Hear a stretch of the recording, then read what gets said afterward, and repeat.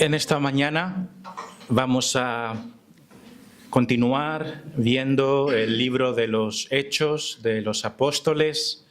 Más concretamente, ya hemos llegado al capítulo 14, versículos del 19 al 23, que acabamos de leer.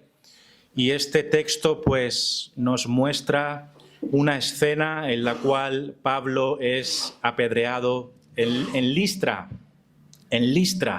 que es una ciudad de la actual Turquía. Y cuando estuve leyendo este texto y mirando los detalles, me di cuenta que este texto nos habla de algunas claves muy importantes para que una iglesia sea fuerte y saludable. O sea, algunas claves para que una iglesia, por así decirlo, tenga éxito, entre comillas, delante de los ojos de Dios. ¿Qué hay que hacer para que una iglesia sea fundada, establecida y se mantenga a través de los años como una iglesia saludable, como una iglesia que honre a Dios, ¿no? ¿Qué hay que hacer? Bueno, pues pienso que hay varias cosas que la gente podría pensar, que los evangélicos pensamos que son importantes, ¿no? No digo que esta sea mi opinión, pero algunas cosas que podríamos pensar. Quizá que debamos ser relevantes e interesantes en este mundo moderno. Algunas personas se esfuerzan para que la Iglesia, a los ojos del mundo, parezca algo interesante, ¿no? Bueno, no es que debamos no ser interesantes, ¿no? Pero esa no es la postura que deberíamos tener. No deberíamos preocuparnos por ser considerados interesantes a la opinión de un mundo moderno o ser atractivos a la sociedad.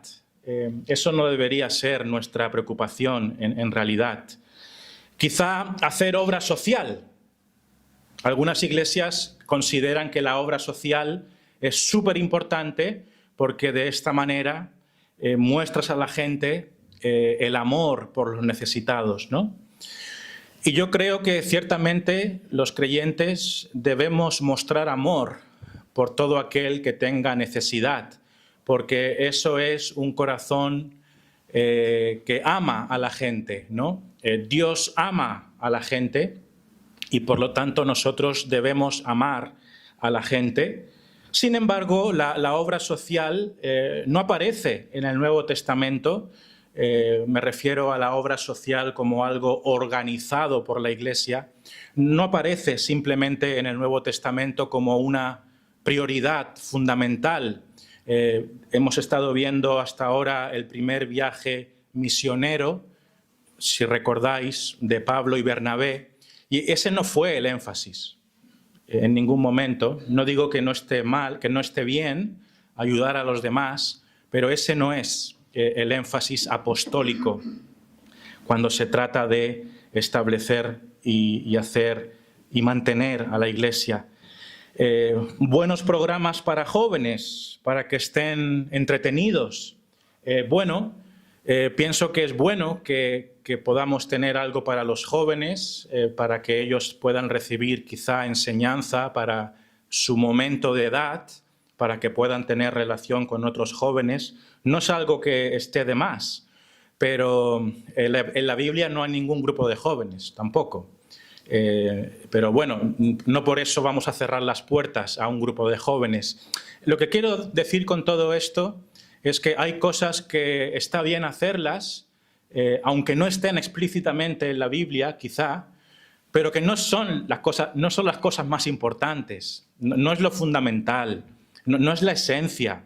Son cosas que se pueden hacer, pero no es el foco bíblico. Pastores simpáticos y con carisma. Pastores simpáticos y con carisma. Hay muchas iglesias que tratan de tener ese tipo de pastores para que la gente venga y se sienta cómoda y se rían con sus chistes y con carisma y que den discursos interesantes y la gente pues aprecie esas cosas, ¿no? Pues tampoco no es algo fundamental. Tampoco queremos pastores antipáticos, ¿no? Eso tampoco honraría a Dios. Está bien que los pastores tengamos un mínimo de simpatía, ¿no? ¿Me entendéis? Ahora no vamos a ponernos ariscos y por eso vamos a ser más espirituales. No, ser antipático no es más espiritual. Pero si el objetivo es ser simpático, pues eso no es lo que Dios quiere. Una simpatía y un carisma y todo esto, ¿no? La Biblia quiere simplemente pastores fieles, humildes y santos y que prediquen la palabra de Dios. Entonces, llamativamente, cuando nos acercamos a las Escrituras, es bien llamativo que la Biblia sí que nos enseña unas claves para iniciar y mantener una iglesia según la voluntad de Dios. Aunque no venga en forma de un manual de instrucciones, pues cuando te paras a analizar los textos, te das cuenta de algunas claves que fueron importantes para los apóstoles. Hubo cosas que ellos le dieron muchísima importancia para la vitalidad de la iglesia. Y esto lo vemos en el texto de hoy, Hechos 14, del 19 al 23, que leímos y que dice lo siguiente: entonces vinieron unos judíos de Antioquía y de Iconio que persuadieron a la multitud y habiendo apedreado a Pablo, le arrastraron fuera de la ciudad pensando que estaba muerto, pero rodeándole los discípulos se levantó y entró en la ciudad. Y al día siguiente salió con Bernabé para Derbe y después de anunciar el evangelio a aquella ciudad y de hacer muchos discípulos, volvieron a Listra, a Iconio y a Antioquía, confirmando los ánimos de los discípulos, exhortándoles a que permaneciesen en la fe y diciéndoles: es necesario que a través de muchas tribulaciones entremos en el reino de Dios. Y constituyeron ancianos en cada iglesia y, habiendo orado con ayunos, los encomendaron al Señor en quien habían creído. Entonces, este texto, aunque no lo parece, nos da unas claves súper importantes para la salud de una iglesia que glorifica a Dios. Tenemos que seguir este ejemplo, el ejemplo de los apóstoles, esas cosas que ellos hicieron, esas cosas que ellos consideraron importantes para que una iglesia se mantenga transparente y santa delante de Dios. Solo quiero resumir aquí un poco la situación. Estamos aquí en este texto en el primer viaje misionero de Pablo y Bernabé. Este viaje misionero ya está llegando a su fin. Dentro de poquito ya se van a dar la vuelta y van a regresar de donde partieron, a Antioquía. ¿Os acordáis? Esa fue la iglesia que les envió al primer viaje misionero. Y la última vez que estuvimos viendo aquí en Hechos, vimos que Pablo y Bernabé hablaron a una multitud en Listra. ¿Os acordáis? Que hablaron a una multitud en Listra. Y esa multitud, recordáis que estaba perdida. Era un grupo de gente que no sabían acerca de Dios, estaban desubicados, estaban en oscuridad. Recordáis que a Bernabé le llamaban Júpiter y a Pablo Mercurio.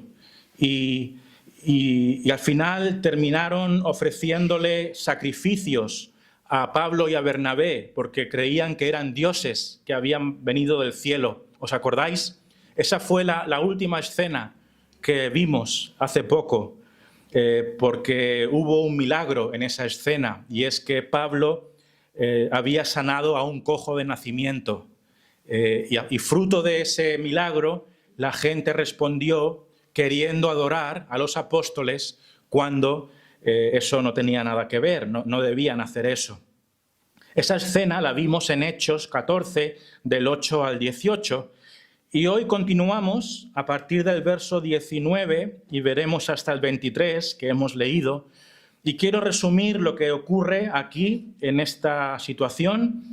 Lo primero es que vinieron unos judíos de Antioquía y de Iconio que acusaron a Pablo y a Bernabé hasta el punto de que pusieron a la gente de Listra en contra de ellos, hasta el punto que Pablo fue apedreado, ¿no? Y esto nos lo dice la Biblia en el versículo 19. Entonces vinieron unos judíos de Antioquía y de Iconio que persuadieron a la multitud y, habiendo apedreado a Pablo, le arrastraron fuera de la ciudad pensando que estaba muerto. Esto fue lo que pasó, que vinieron unas personas, hablaron mal de los apóstoles, incitaron a la multitud a que apedreasen a Pablo, lo cual era algo lógicamente injusto. También vemos aquí que justo después de esto Pablo se levantó, creían que estaba muerto cuando le apedrearon, estaba ahí tirado en el suelo, pero se levantó de inmediato y al día siguiente salió con Bernabé para Derbe. Derbe fue otra población que fue la última población antes de regresarse, ¿vale? En este primer viaje misionero. Y esto es lo que vemos en el verso 20. Pero rodeándole los discípulos, ¿a quién? A Pablo. Se levantó Pablo y entró en la ciudad y al día siguiente salió con Bernabé para Derbe. Qué llamativo, ¿no? Esto sí que es un alma misionera. Lo daban por muerto. Lo habían apedreado, hermanos. Lo daban por muerto. ¿Y qué hizo? No tuvo tiempo para lamentarse. Se puso de pie y se puso de nuevo a predicar el Evangelio.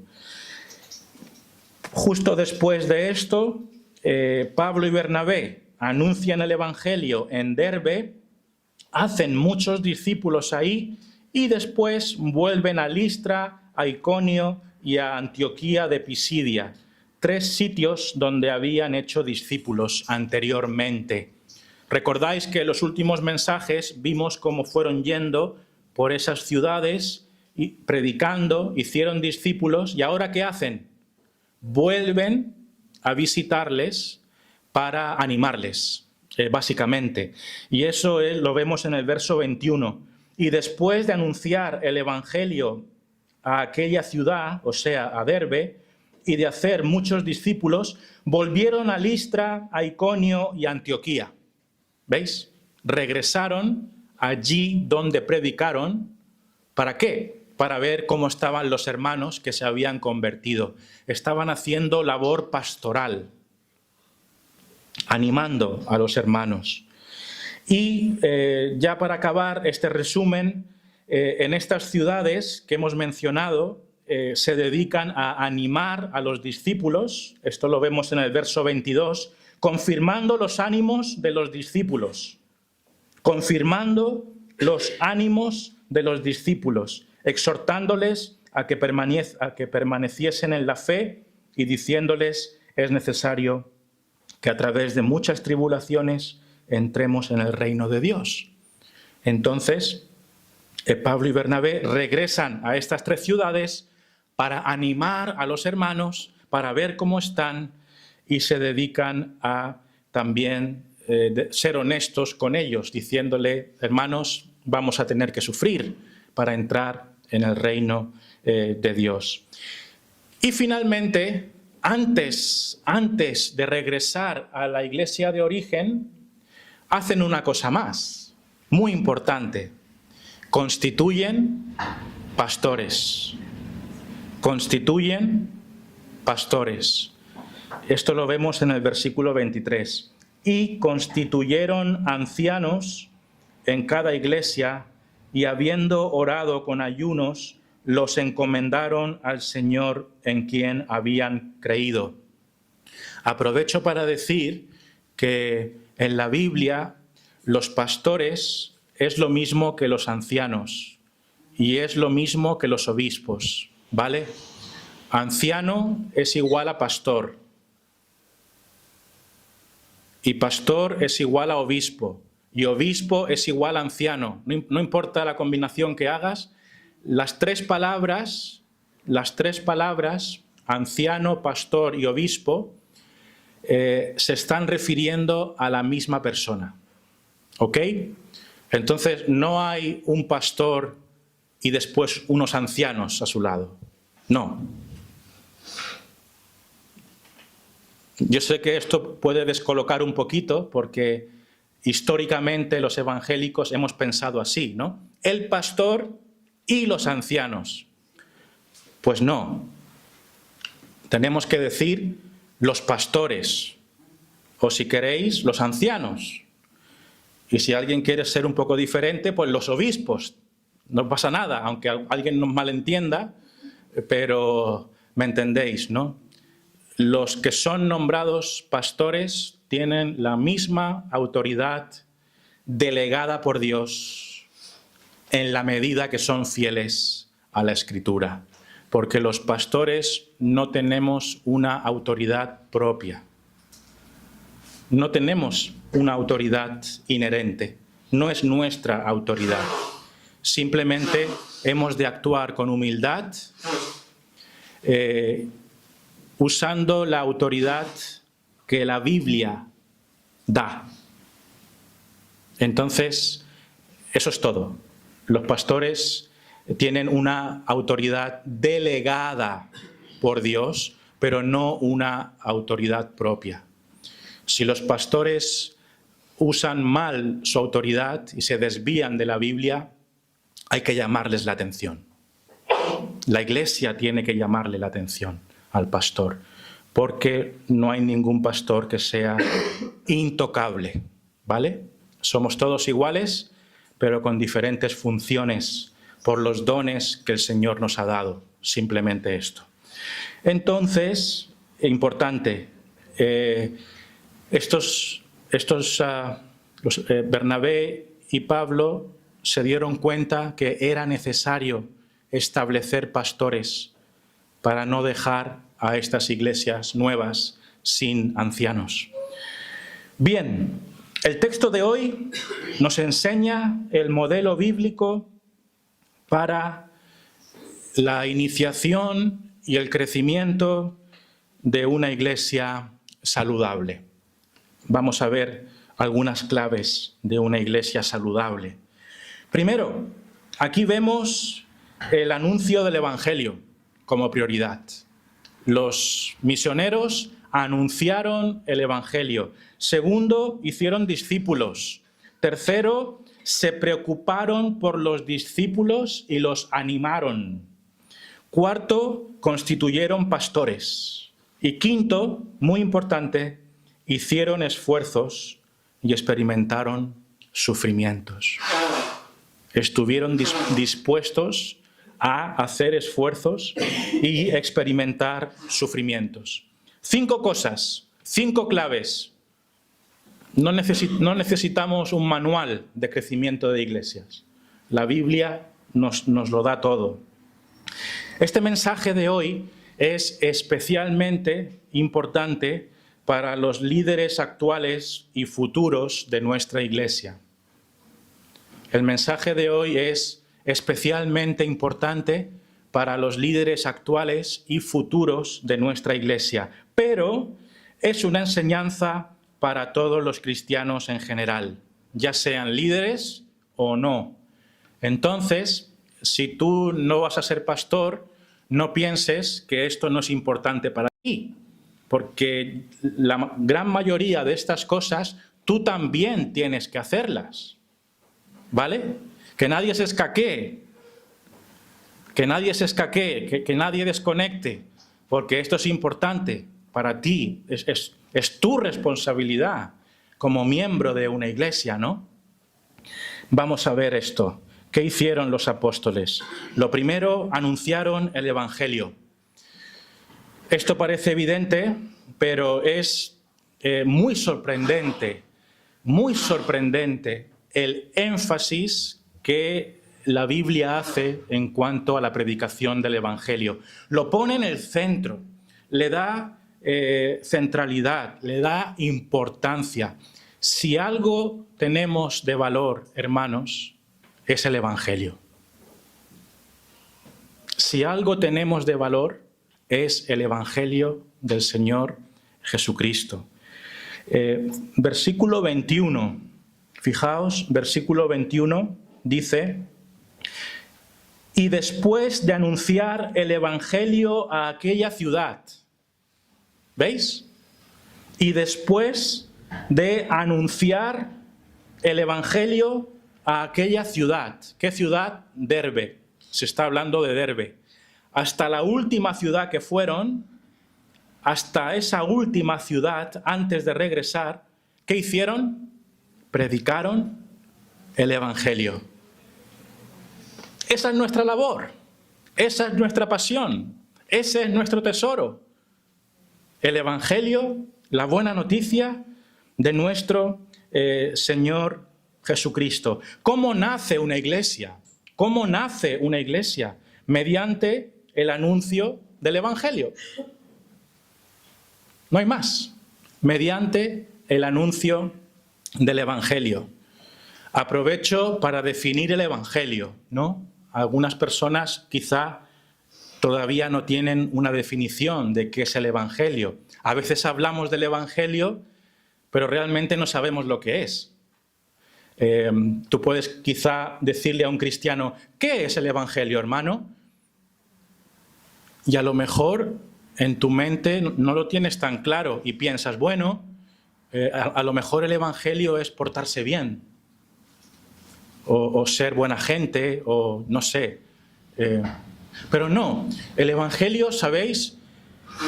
La propia palabra nos lo define. Evangelio significa buena noticia. Es una noticia, es un anuncio, como las noticias de la tele, es algo que ha ocurrido. El Evangelio es la buena noticia de que el Señor Jesucristo vino al mundo a morir en una cruz por los pecadores. Y todo aquel que se arrepiente de sus pecados y cree en Él, tiene vida eterna. Eso es el Evangelio, es un anuncio. Es un anuncio de algo que ocurrió en la historia. Esto es importante, ¿no? Y los discípulos, ¿qué hicieron? Anunciaron el Evangelio. Fijaos en una cosa que me sorprendió mucho, y es el ejemplo de predicación en este primer viaje misionero que Pablo y Bernabé hicieron. Pablo y Bernabé fueron por varias ciudades, hemos dicho, ¿no? Fijaos lo que hicieron en cada una de estas ciudades. Primero, fijaos aquí en Hechos 13:5. Hechos 13:5, aquí estaban empezando su viaje, ¿y qué hicieron? Pues están en Salamina, en Chipre, Salamina, Chipre, capítulo 13, versículo 5, dice, y llegados a Salamina, anunciaban la palabra de Dios en las sinagogas de los judíos. Llegados a Salamina, anunciaban la palabra de Dios en las sinagogas de los judíos. Predicaron el Evangelio en Chipre. Después vemos Antioquía de Pisidia, capítulo 13, versículo 32. Fijaos, si vais más adelante, en este mismo capítulo 13, versículo 32. Fijaos, y nosotros también os anunciamos el Evangelio de aquella promesa hecha a nuestros padres. Y nosotros también os anunciamos el Evangelio. ¿Qué había en su mente? ¿Cuál era su prioridad? ¿Cuál era su misión? Anunciar el Evangelio. Seguimos un poquito más. Están ya en Iconio, Turquía, ya en el capítulo 14, versículo 1. Aconteció en Iconio que entraron juntos en la sinagoga de los judíos y ¿qué hicieron? Hablaron de tal manera que creyó una gran multitud de judíos y asimismo de griegos. ¿Qué hicieron? Hablaron, predicaron, enseñaron. Y finalmente, lo que hemos visto ya en Listra y Derbe, en este capítulo 14, fijaos en el versos 6 y 7, capítulo 14, 6 y 7, dice, habiéndolo sabido, huyeron a Listra y Derbe, porque estaban siendo perseguidos, ciudades de Licaonia y a toda la región circunvecina, y allí predicaban el Evangelio. ¿No os parece llamativo, hermanos? Es un énfasis constante, ¿no? ¿Qué nos está diciendo la Biblia? Que no necesitamos otra cosa. No necesitamos esforzarnos para ser relevantes para esta sociedad. El Evangelio es relevante para los que han de creer. El Evangelio es nuestra prioridad. Ha de serlo. En el momento que dejemos de lado el Evangelio, esta iglesia se va a empezar a caer a trozos, hermanos. Si algo mantiene a una iglesia saludable, si algo la sostiene, es el Evangelio de nuestro Señor Jesucristo. Es la clave. Es la clave. Segunda cosa, hacer discípulos. Lo vemos aquí en el versículo 21, segunda parte. Y después de anunciar el Evangelio a aquella ciudad y de hacer muchos discípulos. Y de hacer muchos discípulos. ¿Qué vemos aquí? Pues que no solamente hay que anunciar el Evangelio, hay que discipular a los creyentes. Hay que discipular a los creyentes. ¿Qué es discipular? ¿Qué es discipular? Bueno, es hacer discípulos, ¿no? ¿Pero qué es hacer discípulos? ¿Cómo se traduce eso en la realidad? Pues bien, Mark Dever, que es un pastor en Washington, en la iglesia de Capitol Hill, fundador del ministerio de 9 marcas, de una iglesia saludable, él definió discipular con esta frase tan simple: ayudar a otros a seguir a Jesús. Eso es discipular.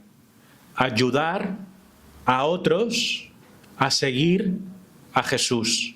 Porque, ¿qué es un discípulo? Un seguidor de Cristo.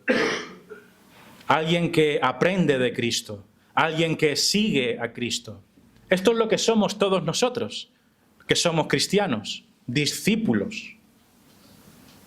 También quiero quitar el mito de que se puede ser cristiano sin ser discípulo, ¿no? Bueno, yo soy cristiano a mi manera, vengo los domingos, pero hasta ahí. Discípulo, eso ya es otro nivel. Pero yo soy cristiano, ¿eh? Pues no. Si no eres discípulo, no eres cristiano. Pero hay gente que piensa que se puede ser cristiano porque vienes a la iglesia, pero lo de discípulo ya, eso ya son palabras mayores. Pues no, señor. Todo cristiano es un discípulo, un seguidor de Cristo. ¿Eres tú un discípulo del Señor? Amén. ¿Eres una discípula del Señor? ¿Le sigues en tu día a día? ¿Sigues su enseñanza? Deberías. Discipular es básicamente Pero aquí hay un par de cosas que yo quisiera decir. ¿Cómo discipulamos en esta iglesia? Bueno, quizá deberíamos esforzarnos más a discipular de manera personal, pasar más tiempo juntos unos con otros. Para eso, por ejemplo, hemos puesto en marcha las comidas fraternales, para que podamos estar juntos y discipularnos unos a otros. Porque discipular no es solamente un trabajo de los pastores. Cada uno de los miembros tiene que discipular a los otros miembros. Otra definición, y con esto acabo este punto, en cuanto a discipular. Bueno, antes de hacer esta definición, quiero decir, ¿cómo estamos discipulando en esta iglesia? Bueno, lo que estamos haciendo hoy es discipular. Estamos impartiendo enseñanza para que cada uno de nosotros pueda seguir a Cristo de una manera mejor. Los estudios por casas, los viernes y los sábados, discipulamos a través de esas reuniones, ayudando a los hermanos a que puedan seguir a Cristo de una manera mejor. Bien, la otra definición que quería dar. Discipular es, también he escogido esta frase del libro, hay un libro del Ministerio de 9 Marcas que se llama Discipular. Ese es el título, Discipular, del pastor Mark Dever. Y ahí se dice que discipular es una relación. Es una relación. ¿Vale? Esto es muy importante. Jesús discipuló a sus discípulos. ¿Cómo? Pasando tiempo con ellos, conviviendo con ellos. Si no hay tiempo juntos, no hay discipulado, ¿no? Y este libro dice que discipular es una relación con otro hermano o hermana en la que buscamos hacerle un bien espiritual, enseñando, corrigiendo, siendo un modelo, amando, humillándonos, aconsejando e influenciando. En otras palabras, discipulamos siendo una buena influencia espiritual para nuestro hermano. Yo quiero hacerte una pregunta muy sencilla. ¿A quién estás discipulando tú? ¿A quién estás discipulando tú?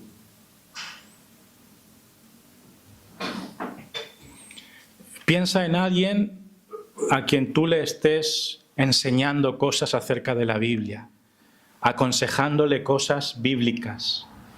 Piensa en alguien para el cual tú estás siendo un ejemplo. Algunos dicen, yo no soy ejemplo de nada, ¿no? Y quedamos muy bien, muy humilde, ¿no? Como yo no soy ningún ejemplo de nada, bueno, pues arrepiéntete, primero de todo, empieza a ser un ejemplo bíblico para tu hermano o hermana. Hemos de ser ejemplos, ¿o no? Bueno, no, es que yo no sé mucho. Yo no sé mucho acerca de la Biblia, yo no puedo discipular. Bueno, si te has convertido, ya sabes algo muy importante, ¿no? Que la salvación es por la fe, por ejemplo. Que hay que bautizarse, por ejemplo. Que Dios es un Dios en 3 personas, Padre, Hijo y Espíritu Santo, por ejemplo. Y seguro que sabes otras muchas cosas más. Hay otras personas que no saben esas cosas. No te pienses que no puedes discipular a nadie. Claro que sí. No solo los pastores discipulan, hermanos. Debemos ser una iglesia de discipuladores. Y te vuelvo a hacer la pregunta, ¿a quién estás discipulando tú? No importa que te bautizaste ayer, no importa. Todos podemos discipular a alguien. De hecho, todos debemos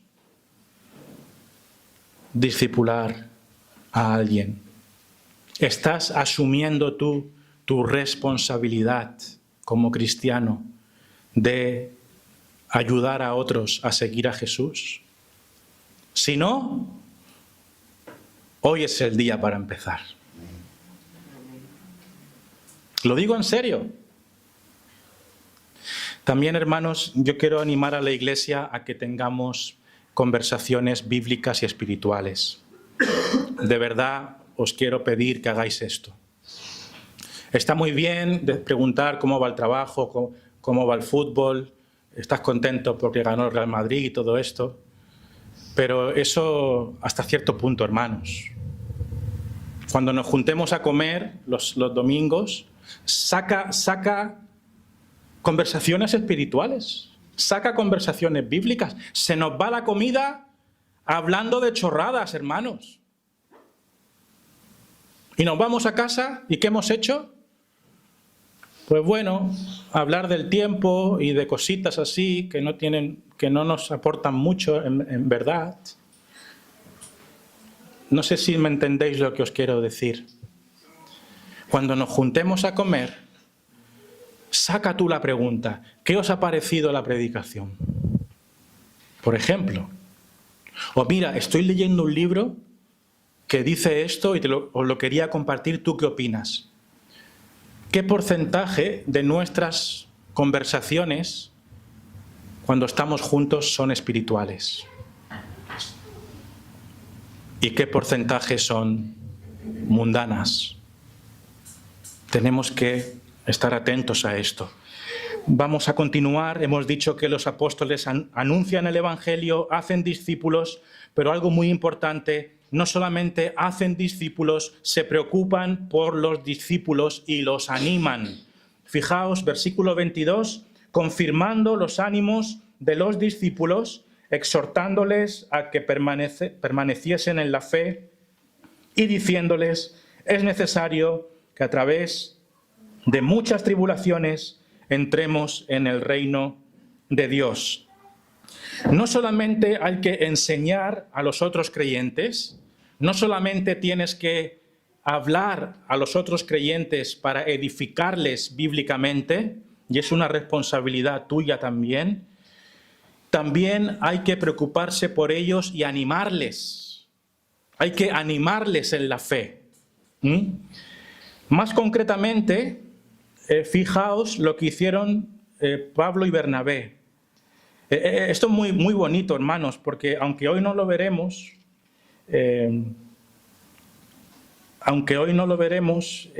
veremos más adelante que Pablo quiso volver a visitar a estos hermanos en estas ciudades.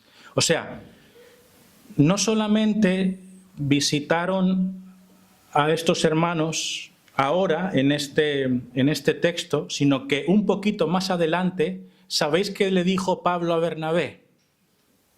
Mira, si miras en el capítulo 15, cuando comienzan su segundo viaje misionero,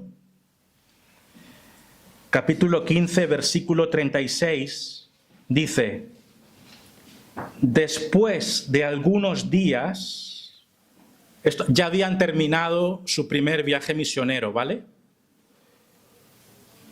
Hechos 15, 36. Después de algunos días, Pablo dijo a Bernabé, volvamos a visitar a los hermanos en todas las ciudades en que hemos anunciado la palabra del Señor para ver cómo están. Qué bonitas palabras, ¿no?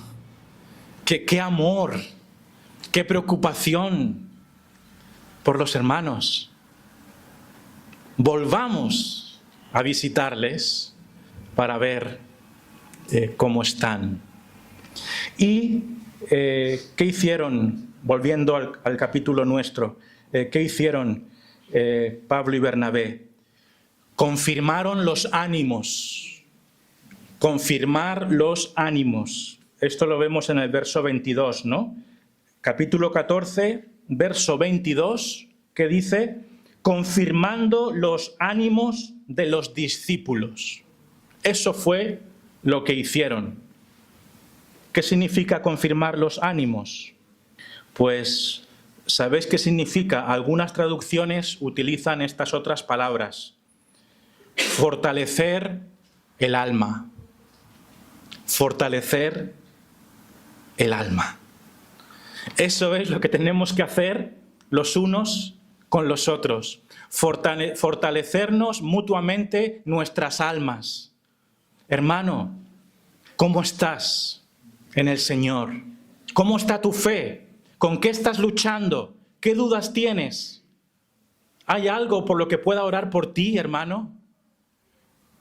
¿Tienes dudas? ¿Tienes luchas? Hablemos de esto, oremos. Le das un abrazo, le animas. Esto es lo que tenemos que hacer, unos con otros, fortalecer nuestras almas. También lo que hicieron fue animar a que sigan firmes en la fe.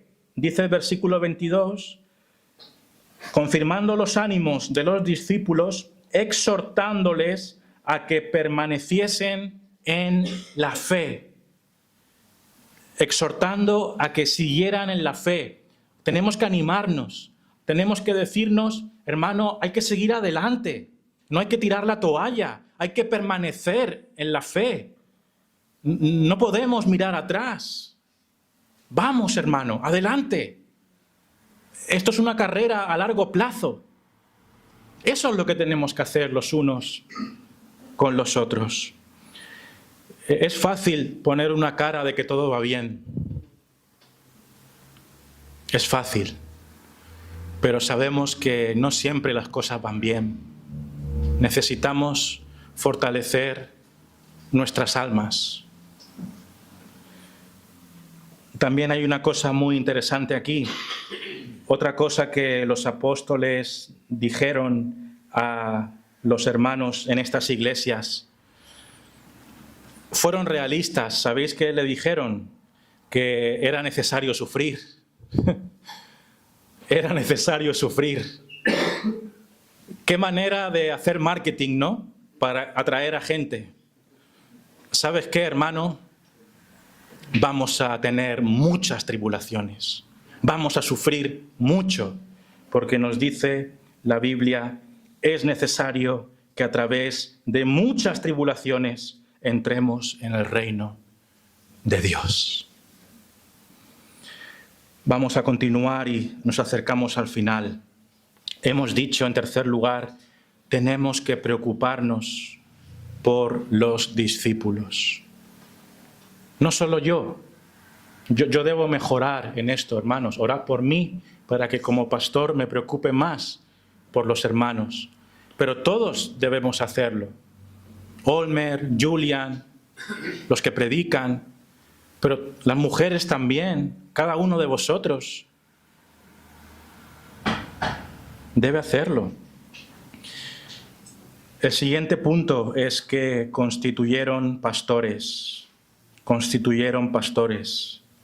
Versículo 23 dice, y constituyeron ancianos en cada iglesia, y habiendo orado con ayunos, los encomendaron al Señor, en quien habían creído. Constituyeron ancianos en cada iglesia. Sin pastores no hay obra de Dios. Es necesario nombrar pastores. Es necesario nombrar pastores. Hermanos, nuestra iglesia necesita nombrar pastores. Oremos por esos futuros pastores. Una iglesia no es un negocio de un hombre. La iglesia es del Señor Jesucristo.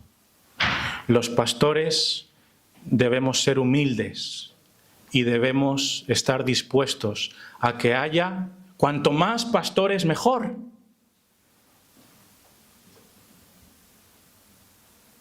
La iglesia no es nuestra.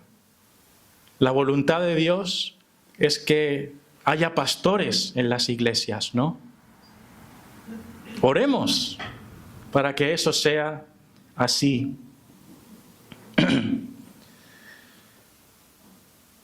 Es necesario orar por esos hombres y encomendarlos a Dios. Hoy tendremos una asamblea. Hoy tendremos una asamblea en la cual pondremos delante de Dios a nuestros hermanos Julian y Olmer como candidatos a ser pastores de esta iglesia en un futuro próximo. ¿Por qué? Porque es bíblico y porque la obra lo necesita. ¿Cómo podemos aspirar a abrir otras iglesias si no tenemos más pastores? No podemos, ¿no? Oremos por nuestros pastores. Acabo, y ahora sí que sí. Número 5. Debemos estar dispuestos a hacer esfuerzos y a experimentar sufrimientos.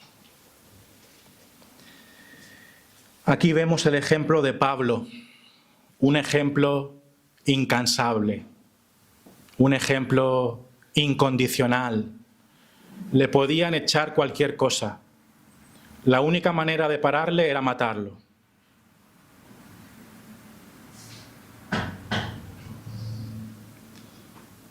Era un obrero de valor. Un obrero de valor. Así son los obreros del Señor. Obreros de valor. Ya hemos visto lo que le pasó, ¿no?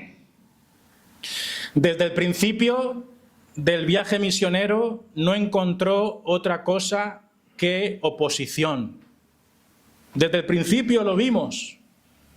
Allí por donde iba predicando, allí por donde le iban acusando injustamente y amenazándolo, hasta el punto que llegó esta escena en que casi lo matan. Fijaos aquí. Entonces vinieron unos judíos de Antioquía y de Iconio que persuadieron a la multitud y habiendo apedreado a Pablo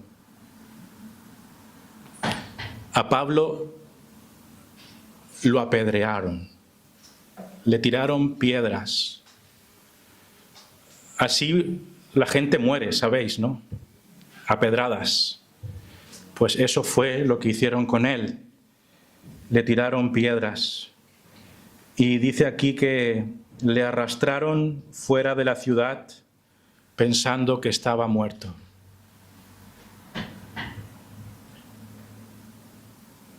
¿Qué hizo Pablo? Se lamentó.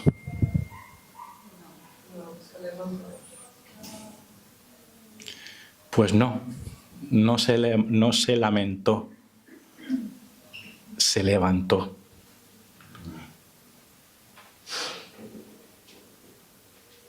Porque dio su vida por Cristo. Amén. Se levantó y siguió hasta la muerte. Eso es un obrero de valor. Así tienen que ser los obreros. ¿Qué son los obreros? La palabra lo dice, ¿no? Los que trabajan, los que se esfuerzan, los que perseveran, los que permanecen, pase lo que pase.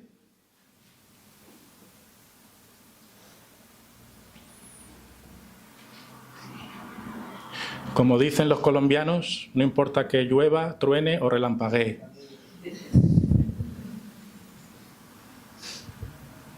No importa. Es que hace frío, no pasa nada, al culto. Es que me duele la garganta, no pasa nada, al culto. Si ya estás gravísimo, te puedes quedar en casa.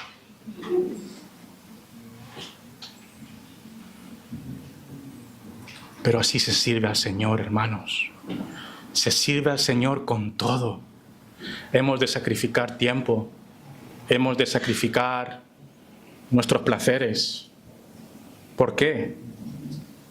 Porque, como nos dice la palabra, es necesario que a través de muchas tribulaciones entremos en el reino de Dios. Acabo con esto. ¿De qué manera tenemos que esforzarnos los pastores y los creyentes en general? Primero, debemos estar dispuestos a que hablen mal de nosotros. ¿Por qué digo esto?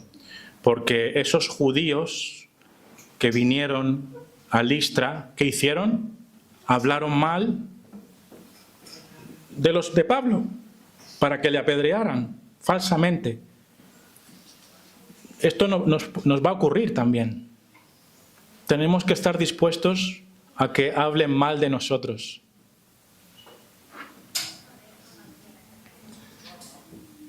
Sin razón, claro. Si ya es con razón, es culpa nuestra.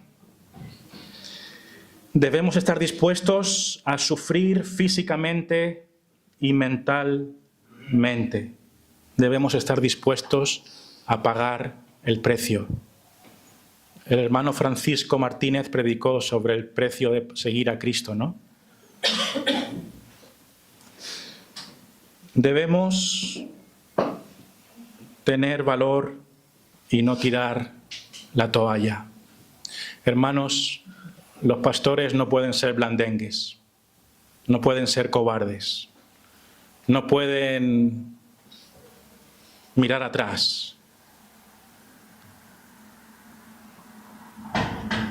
Hemos de ser un ejemplo, ¿no? ¿Os imagináis un rebaño de ovejas y viene un lobo y que el pastor se vaya corriendo? Hombre, el pastor ha de ser ejemplo, en primera línea, de fortaleza, de determinación, no con sus propias fuerzas, con las fuerzas de Dios. Pero el pastor tiene que dar la cara, hermanos. Y es necesario sufrir mucho.